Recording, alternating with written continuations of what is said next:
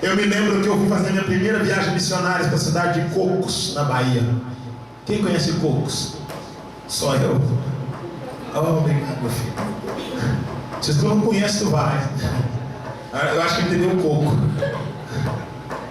Eu fui viajar para a cidade de Cocos, na Bahia. Deus já tinha me tirado do meu trabalho secular e já tinha dito: tu vai pregar a palavra. Olhe para cá. Eu me lembro que eu estava na minha sala trabalhando, a vida correndo normal, tinha minha cadeira, minha posição bonitinho, tudo arrumadinho. E um belo dia pela manhã eu cheguei e Deus disse: aqui hoje é o teu último dia, tu irás fazer a obra. Aleluia. Deus disse para mim. Eu olhei e falei: daqui eu não saio de jeito nenhum, o salário aqui é muito bom. Fiz o meu concurso, passei, estou bem aqui, vou ter uma aposentadoria boa, vou dar um bom futuro para os meus filhos no futuro, minha esposa, quando tiver esposa. Eu ia fazer história, então geografia, converti, fui para a igreja presbiteriana, me mandaram para o seminário, falei: está tudo correndo tão bem, vou me preocupar em sair daqui para quê? E Deus me disse: hoje é o teu último dia, vá do lado de fora. Eu saí ao lado de fora e peguei uma folha de abacate nas mãos. Eu me lembro, cheguei num gramado, peguei uma folha de abacate, amassei aquela folha na mão. E Deus disse: é o teu último dia. Quando eu voltei, me deu uma dor muito grande no braço. Eu entrei em um processo contra o Estado e eu perdi tudo. Eu não ganhei uma moeda, perdi tudo. E Deus me disse: eu disse que eu ia te tirar. O seu tempo ali tinha acabado. E eu ia viajar para a cidade de Cocos, e eu tinha o cartão salário. O Estado dava o cartão para a gente receber, já que é direto da conta. Antigamente tinha o Benji, e esse Benji mudou as contas todas para o Bradesco e algumas para o Itaú, em Belo Horizonte, Minas Gerais. E eu me lembro que Deus me disse: vá na agência, na rua Augusto de Lima, e faça um saque para você viajar. Preste atenção no que eu vou dizer, olha para cá. Eu já tinha ido lá e passado aquele cartão, já tinha tirado tudo que tinha. Não tinha nada ali dentro, não tinha nada naquela conta. Não tinha nada. Escuta. E eu tinha que ir para Cocos, porque Deus me disse: tem uma família em Cocos que vai ser salva através da palavra que eu coloquei na tua boca. Vai em Cocos, Joyce. E eu entrei na agência em Augusto de Lima, coloquei o cartão, digitei a senha e não tinha dinheiro. Tirei o cartão e disse para mim mesmo: isso é coisa da minha mente. Como vai ter dinheiro nessa conta, sendo que eu não uso essa conta, a conta salário, ninguém pode depositar nela? Coloquei o cartão no bolso e saí. Quando eu saí da agência, entrou uma moça atrás, no lugar, na agência, aquelas cabines de rua. Quando ela entrou, ela disse: ei, ô moço, você fez o saque aqui e não pegou o dinheiro. Quando eu virei, o dinheiro começou a cair, as cédulas começaram a cair. Ela gritou e me chamou e disse: ei, ô moço, ô jovem, você fez o saque aqui e não pegou o dinheiro está aqui. Quando eu cheguei, a cédula já estava lá na mãozinha para me pegar. Quando eu peguei o dinheiro, saiu um papelzinho no recibo. E no recibo saiu escrito Romanos 9:27. E saiu escrito assim: remanescente. Guarda aí, remanescente. Preste atenção nisso. Eu peguei o dinheiro, comecei a chorar, adentrei no ônibus, voltei para casa, fiz a minha mala. E Deus me disse: tu és o remanescente na terra. Irás onde eu te mandar, dirás o que eu te ordenar. Não temerás ao homem, porque serei contigo na terra, para a glória do meu próprio nome. Cheguei na cidade de Cocos, andamos cerca de 28 quilômetros de bicicleta para poder chegar em uma ilhazinha próximo ao Rio Itaguari. O Rio Itaguari é deságua do Rio São Francisco. Ficamos 25 dias em Cocos, comendo melancia pela manhã, aleluia, e à noite comendo qualquer tipo de carne que eu não sei de onde vinha. Só sei que eu comia porque a fome estava brava, para a glória de Jeová. E eu me lembro que no último dia que eu estava em Cocos, uma criança de 12 anos correu atrás de uma galinha, e a figura daquela criança ficou na minha mente.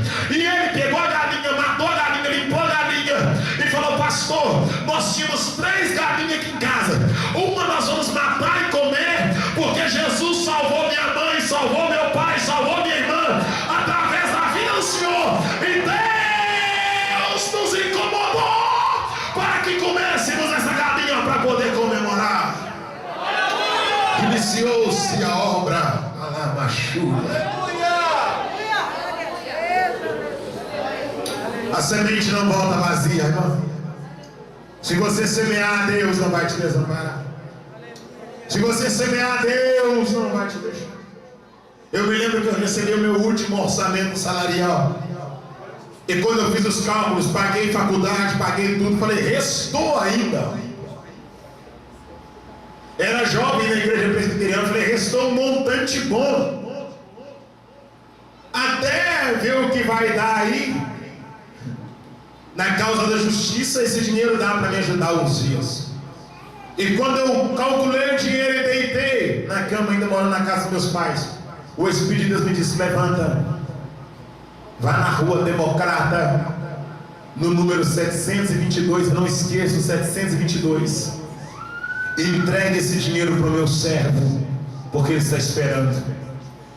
Eu peguei o dinheiro, levantei, fui à rua Democrata, e fui procurando à noite o número 722, e quando eu cheguei no número 722, tinha um senhor sentado nas escadas, e eu disse, quem mora aqui? Ele disse, sou eu. E eu falei com ele, a paz do Senhor. Ele falou, a paz do Senhor. E eu enfiei a mão no bolso e falei, eu não sei porquê, mas Deus mandou te entregar. Ele falou, eu não sei porquê, mas Deus me acordou tem 30 minutos. Ele disse que a provisão viria aqui na minha porta, que Ele estava mandando a providência para mim. Eu quero que você entenda, a semente ela não volta como semente, ela volta como espiga. Você semeia uma semente e volta com um bordão cheio de suprimentos. Eu me lembro que eu cheguei recentemente de uma viagem da Bolívia, há pouco tempo atrás. Eu ainda estava passando por uma crise terrível, porque eu gastei 5 mil para minha menina nascer e 7 mil para meu menino nascer. Todos os dois nasceram de cesárea, nasceram os dois imensos. E a luta foi muito grande, ferrenha. E quando eu cheguei na Bolívia, endividado até aqui na tampa, sem saber como pagar as coisas, mas Jesus salvou na Bolívia. Jesus curou na Bolívia. E eu estava voltando na bagagem com muita alegria, porque Deus tinha feito algo grande.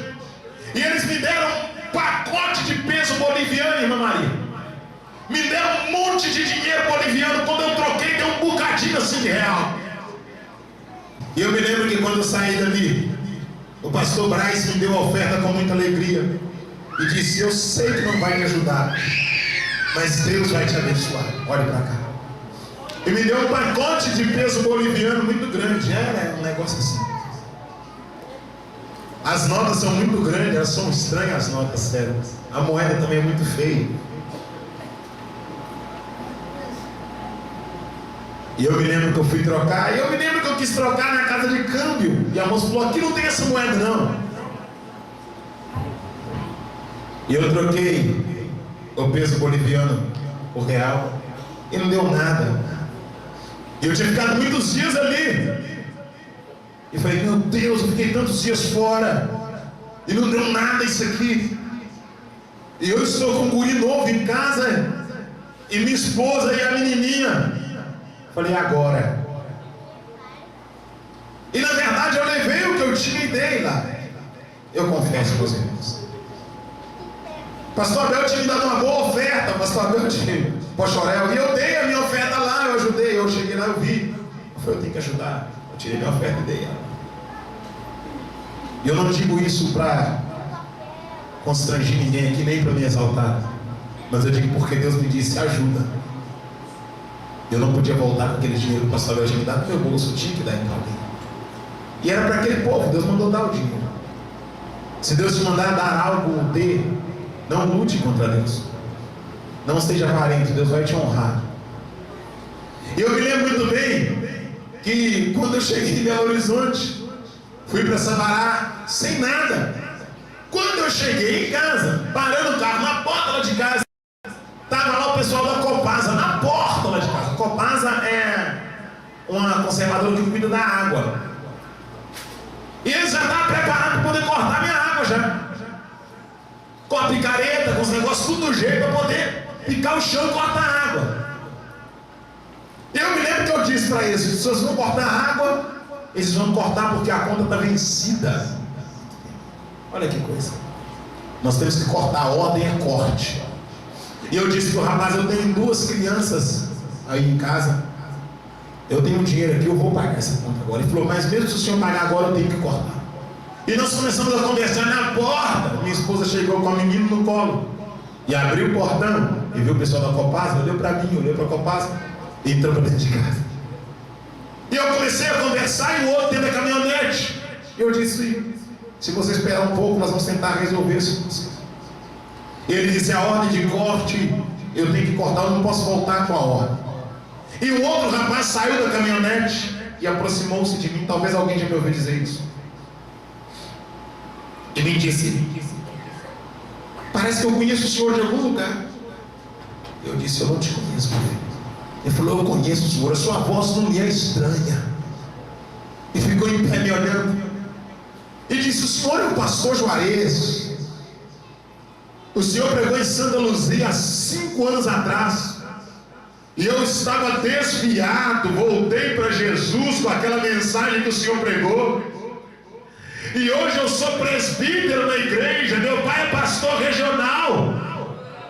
E ele me abraçou e começou a chorar. E falou, pastor Juarez, tem 5 anos que eu queria te encontrar e eu não te encontrava. Tem 5 anos que eu queria lhe ver e eu não lhe via. Que prazer ver o senhor. E o outro com a picareta esperando para cortar água. E ele disse, a água dele você não corta, porque esse homem é o homem de Deus. Deus usou ele para me voltar para a casa de Deus. Eu vou pagar a conta dele. Essa água ninguém corta. Eu quero que você entenda. Você joga semente hoje e daqui 6 anos você vai colher. Você planta hoje e daqui a um tempo você vai colher, porque Deus não fica devendo nada para ninguém. E quando Asaf nasceu, eu tive que vender tudo para poder tentar pagar o parto, mesmo assim eu fiquei endividado. Porque o hospital estava em greve naquele período e eu não tinha como pagar aquele parto. E eu tinha um anel de teologia que eu recebi na igreja presbiteriana. Quando eu formei, alguém me deu um anel de teologia. Me deram o anel. Eu passei o anel no copo, vendi o anel também. E há poucos dias atrás eu falei com a minha esposa assim, dentro de casa. Nós dois eu falei, eu nunca mais vou usar um anel de teologia, porque eu não vou comprar um anel. Vou deixar de comprar fralda, mucilon, pegar as coisas da casa, as coisas nossas para poder comprar um anel. Eu não compro um anel nunca mais. Falei com ela lá em Sabará. Eu viajei para Cotriguaçu. Acabei para ir em Cotriguaçu, estava voltando, que eu ia dar um pulinho na Colômbia. E voltando de Cotriguaçu, eu me lembro muito bem que o irmão me deu uma carona. E quando eu entrei no carro desse irmão, indo para Cuiabá, ele disse para mim assim, quem falou que nunca mais você vai ter um anel? E abriu o porta-luva do carro, tirou esse anel de dentro do porta-luva e falou, Deus mandou te dizer que o anel está aqui, ele mandou te entregar esse anel. Ele não estava lá em casa, ele não sabia que eu tinha dito isso.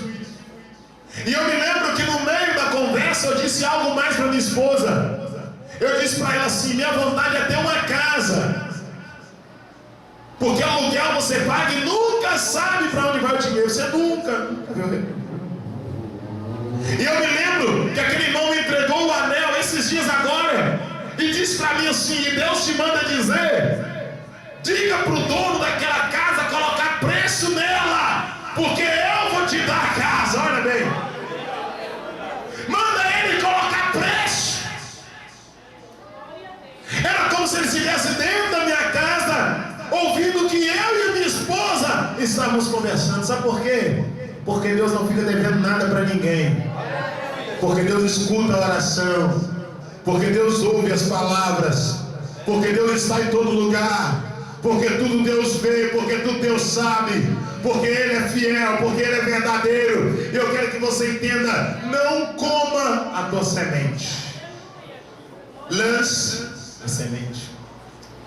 Aleluia. O dia tétrico da minha vida, o dia amargo da minha vida, foi o dia que eu perdi o meu pai. Eu me lembro muito bem, mas foi um dia também que eu recebi uma palavra, ou foi o período que Deus falou comigo de uma forma tremenda. Eu me lembro que meu pai, irmãos, ele não era crente. Meu pai foi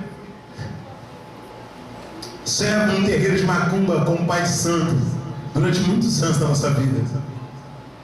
Minha família era a família tradicional católica. Meu pai, ele trabalhava como pai de santo no centro de macumba em Sabará. E muito rude para com o evangelho. E quando eu aceitei Jesus, meu pai não aceitou.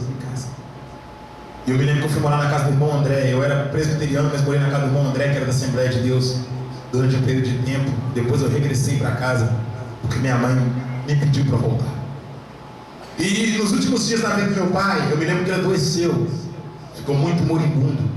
E eu dava banho no meu pai, eu fazia a barba dele. Meu pai era um homem forte, grande. Às vezes alguém me ligava para poder pregar, eu estava com o telefone aqui, dando banho no meu pai, fazendo a barba. E ele chorava. Ele tinha aceitado Jesus, ficou 2 meses crente. E ele gostava da comida que eu fazia para ele. Incrível que pareça, meu pai gostava da minha sopa. E eu me lembro que eu ia pregar na cidade de Nova Lima. Talvez alguém já me ouviu dizer isso aí. Eu preparei meu terno, me arrumei, eu passei no quarto dele, cheguei com a mala na porta do quarto e fui despedir dele, despedir minha mãe para viajar para Nova Lima. Já era de tarde, eles estavam deitados. E quando eu cheguei na porta do quarto, ele disse para mim assim: Juarez, posso te falar uma coisa? Eu digo. Ele pegou na minha mão, coisa que ele nunca tinha feito, segurou na minha mão e disse: você está muito bonito hoje. Esse terno ficou muito bonito. Eu falei: muito obrigado. Ouvir aquilo da parte dele foi para mim uma novidade. Eu não tive aquele pai presente, aquele afeto de pai, aquele pai que abraça, que pega na mão, que é amigo, que brinca. Meu pai nunca foi assim. Meu pai foi muito distante. O meu amigo, a minha amiga, foi uma enxada que eu tinha chamada de Cubuca. Você vai lembrar disso agora. Cubuca era o nome da minha enxada, porque meu pai plantava alface, taioba. Nós tínhamos um pedacinho de terra lá, e eu trabalhava com essa enxada chamada Cubuca. E não podia faltar de aula, tinha que trabalhar na horta e estudar a riveria. Bomba era algo que meu pai não aceitava, nota baixa era algo que meu pai não aceitava. Tinha que trabalhar e estudar mesmo. E eu agradeço a Deus pela educação do meu pai. Meu pai me ensinou a ser homem. É por isso que eu não barganho minha fé e não vendo o evangelho. Eu aprendi a ser homem. E eu me lembro muito bem que ele pegou em minha mão e disse: está muito bonito esse terno. Tinha 2 meses de crente, tomando ceia em casa porque eu não podia sair. E ele disse: eu vou te pedir 2 favores, você me faz?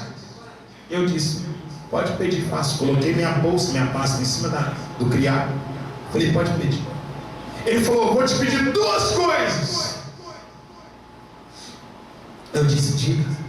E ele disse para mim: nunca desonre a filha de ninguém. Nunca desonre a filha de ninguém. Meu pai sempre teve isso aqui. Ele não era crente, mas ele teve caráter, família. Nunca desrespeita a filha de ninguém. Eu não admito isso, Juarez. E a lágrima rolando no rosto dele. E eu falei: sim. E ele disse: vou te pedir a segunda coisa.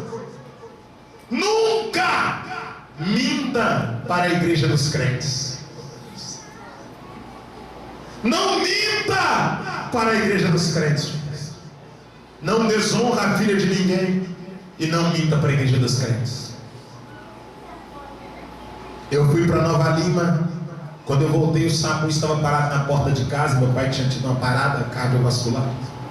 Levaram meu pai por de Lomberes, respirando por aparelho. Eu cheguei dentro do quarto do hospital, peguei no pé dele e falei: Jesus está cuidando do senhor.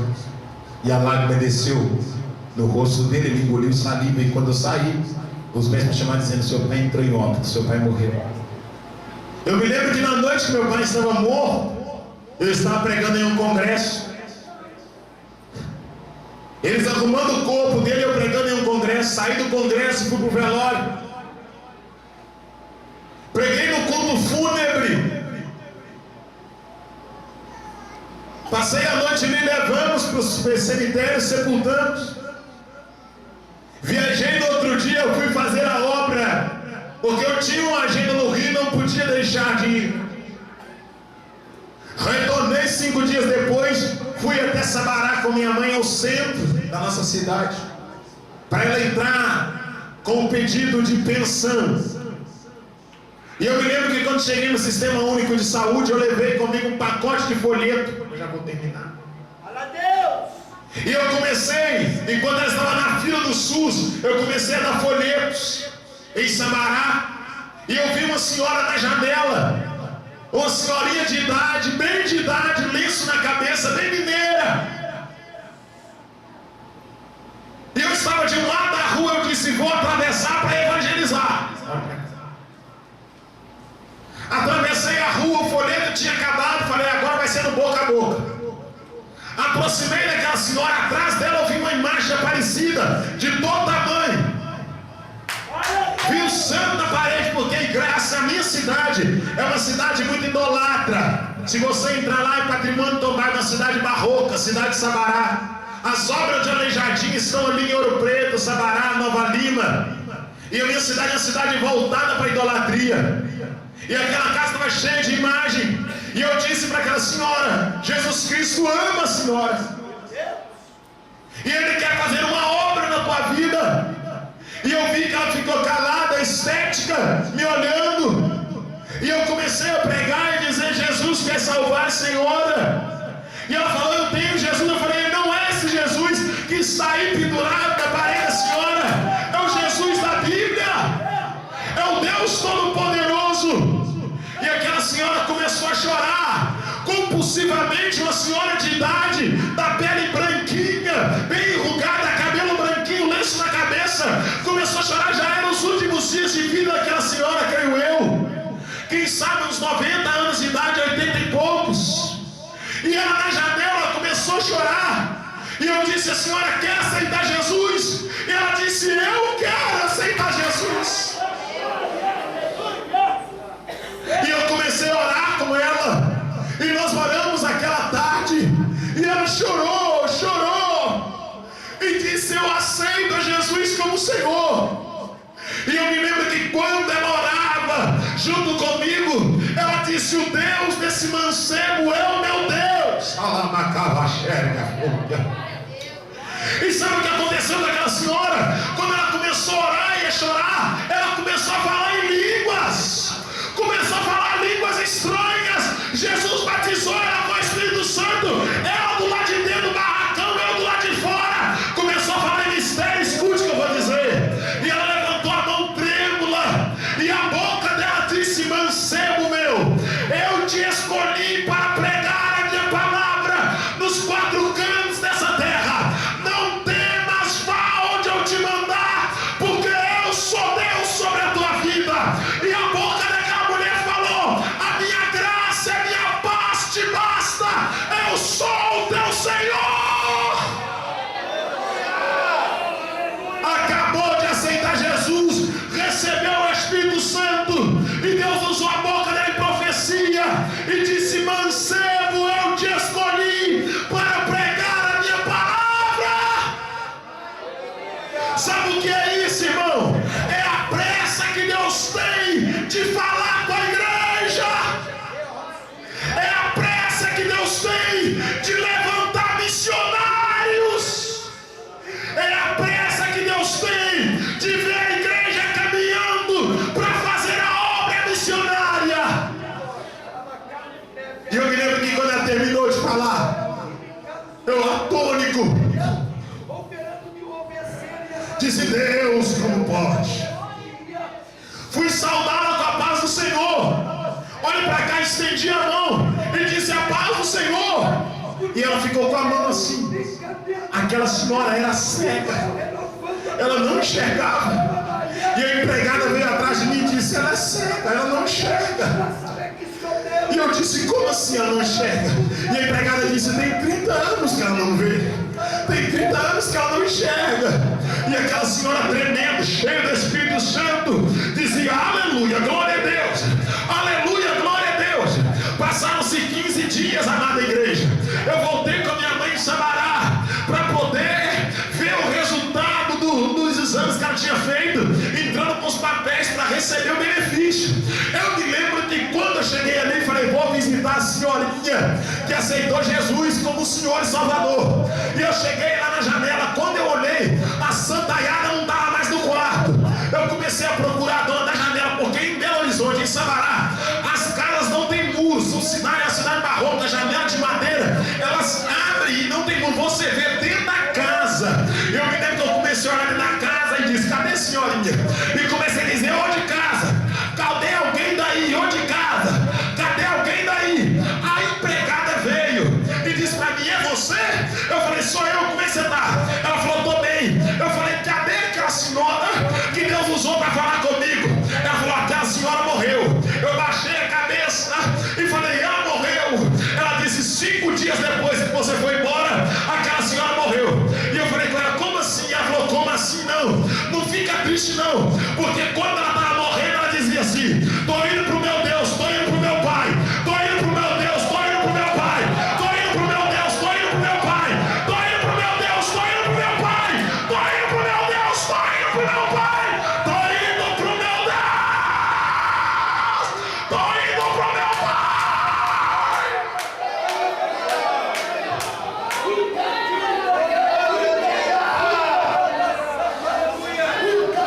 Morreu salva, morreu salva, assim. Morreu salva, sim.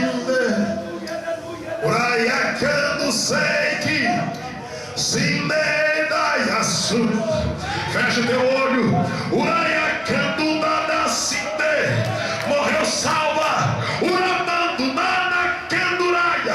Ficou 15 dias crente, mas morreu salva. Uramando candurava xerga. Ficou 15 dias crente, mas foi batizado com o Espírito Santo. Falou em profecia e morreu salva. Morreu salva. Morreu salva.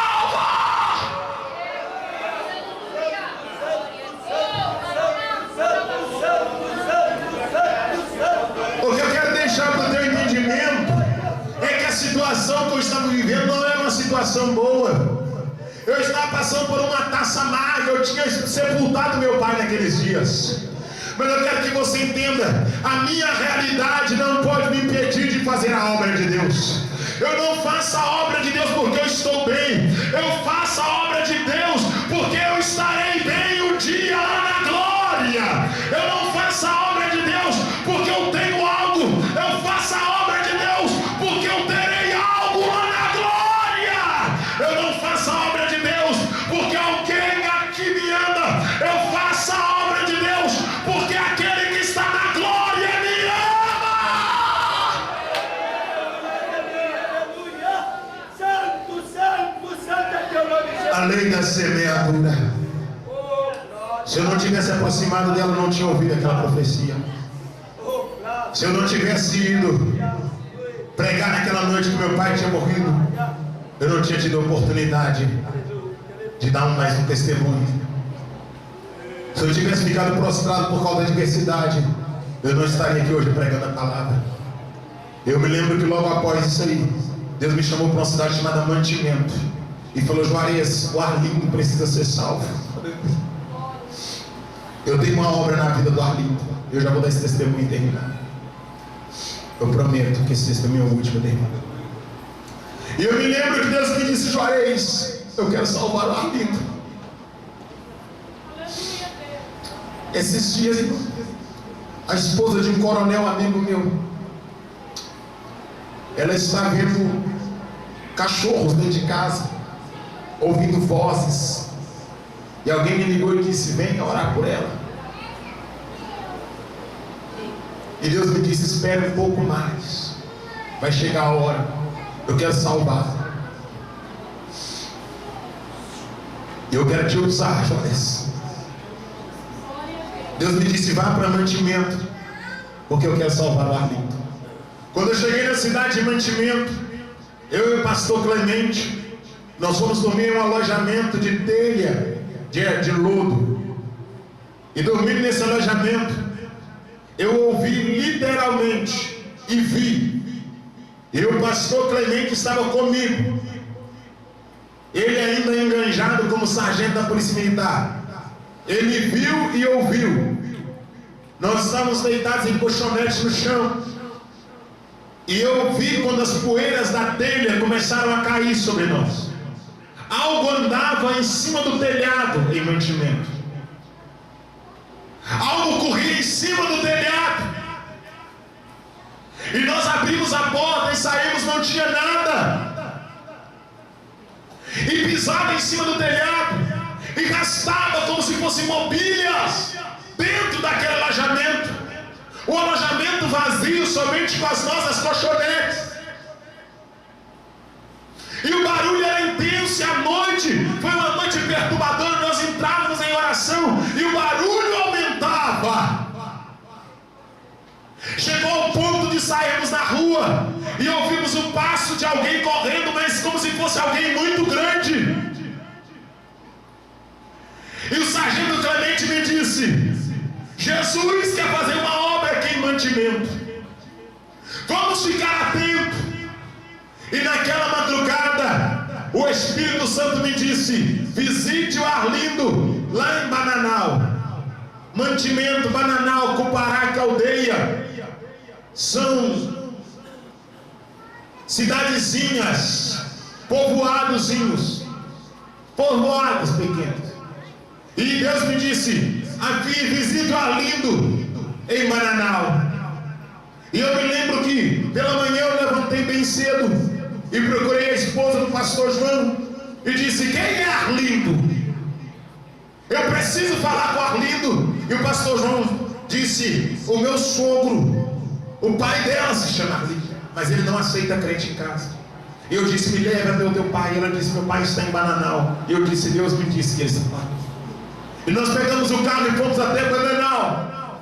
Quando chegamos lá, o Arlindo estava sentado na porta da fazenda dele, com o canivete na mão, cortando a madeira. E ela disse: meu pai não gosta de crente.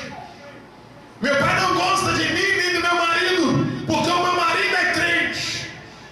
Olha o que o senhor vai fazer, pastor Juarez. E eu disse: farei o que Deus me mandou. E eu aproximei-me dele e assentei-me do lado dele. E nós ficamos 3 horas assentados, calados. Ele não me disse oi, eu não disse oi para ele. Mas ele calado com o canivete cortando a madeira, e eu calado com a minha boca, mas na minha alma eu falava: Deus, faça o Arlindo me amar.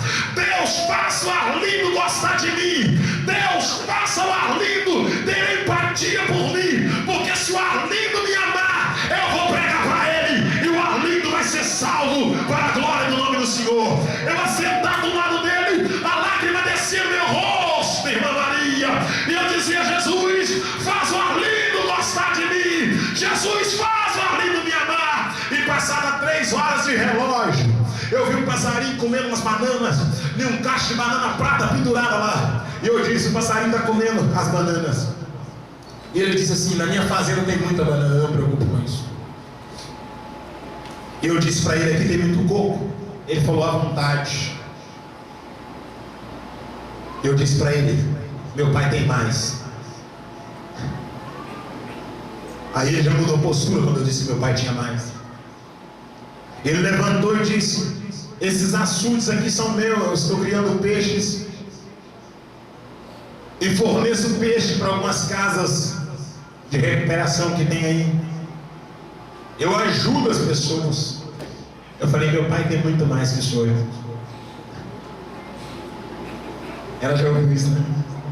E ele começou a andar comigo na fazenda dele, me mostrar a fazenda, e pé de manga, e tudo que ele dizia eu gabava que meu pai tinha mais. Se ele tinha uma vaca, eu gabava que meu pai tem mais. E eu duro, irmão, sem nada. Mas era por aí que Deus mandou ir. E meu pai tem mesmo.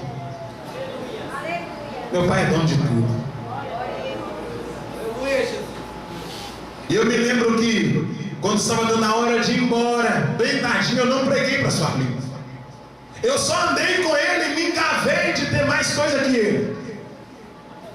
Eu vi que ele gostava de aparecer com o que ele tinha. Eu falei, eu vou aparecer mais que ele. Vou falar que eu tenho mais que ele. Aí ele vai ter que me respeitar e vai começar a dar crédito no que eu falar. Tudo que ele falava eu tinha mais. Tudo que ele falava meu pai tinha mais. E se meu pai tem, eu tenho, porque eu sou herdeiro do pai. Tudo que é do meu pai é meu. E herança é algo que ninguém te rouba. Guarde isso. É um direito teu. E eu me lembro que deu a tardinha, o sol estava se pondo, eu tinha que pregar na cidade de Mantimento. Eu falei, Suarlindo, nós estamos aqui em Mananá, eu preciso ir embora. Ele falou, não vai embora não, fica aí. Aí eu disse, Deus fez ele gostar de mim. Aí eu percebi que Suarlindo já estava gostando de mim. E a filha dele olhava de longe, preocupada. Eu disse, Suarlindo, abracei ele. Eu vi que ele ficou meio sem graça, eu apertei ele. E falei, Suarlindo, o senhor vai me desculpar, mas eu tenho que ir porque eu tenho compromisso. O senhor sabe que eu sou pastor? Eu tenho que pregar lá em Mantimento. Eu vim para pregar em Mantimento, em Lajinha, eu preciso ir embora. Uma outra oportunidade eu volto. Mas você vai entrar para tomar pelo menos um cafezinho na minha casa. Até então não tinha entrado na casa. Quando nós entramos na casa dele, ele falou, nós vamos tomar um café. O café já está pronto. Eu falei, Suarlindo, eu quero pedir ao senhor um favor. Ele falou, pode pedir o que você quiser. O que você quer? Pede o que você quiser, irmãos. O coração de Suarlindo estava como uma seda. Eu falei, eu posso fazer uma oração aqui, Suarlindo? Eu posso orar? Ele disse, pode fazer uma oração. Eu falei, o senhor tem Bíblia aí, Suarlindo? Eu não levei a Bíblia. Eu posso ler um versículo? E a esposa dele correu e buscou uma Bíblia. Eu abri os livros da Bíblia. E eu li no Evangelho de João, capítulo 3, quando fala Jesus com Nicodemos, Nicodemos, a ti é necessário nascer de novo. E eu fechei os meus olhos e comecei a explicar o texto. Explicando o texto, e deu 10 minutos, 20 minutos eu explicando o texto. Quando eu abri os meus olhos, Suarlindo estava com o joelho dobrado no chão, chorando. Suarlindo segurou meu pé e disse, ninguém falou de Jesus para mim como você está falando. Segurou meu pé chorando e falou, eu quero Deus que você serve como meu Deus. E eu falei, ora comigo, Suarlindo. O senhor quer aceitar Jesus como único e suficiente Salvador? E ele levantou do choro, irmã Maria, me abraçou e falou comigo, eu vou aceitar. E a minha mulher, há muitos anos que ela quer aceitar. E se ela quiser, eu vou deixar ela aceitar hoje também. E a minha filha, que mora comigo aqui, eu vou deixar ela ser crente. Mas se ela quiser, ela pode ser também. Aí ele levantou a mão chorando. O genro dele caiu de joelho. A filha que não era crente também. A esposa dele gritou, graças a Deus, até que fim eu posso ir à igreja.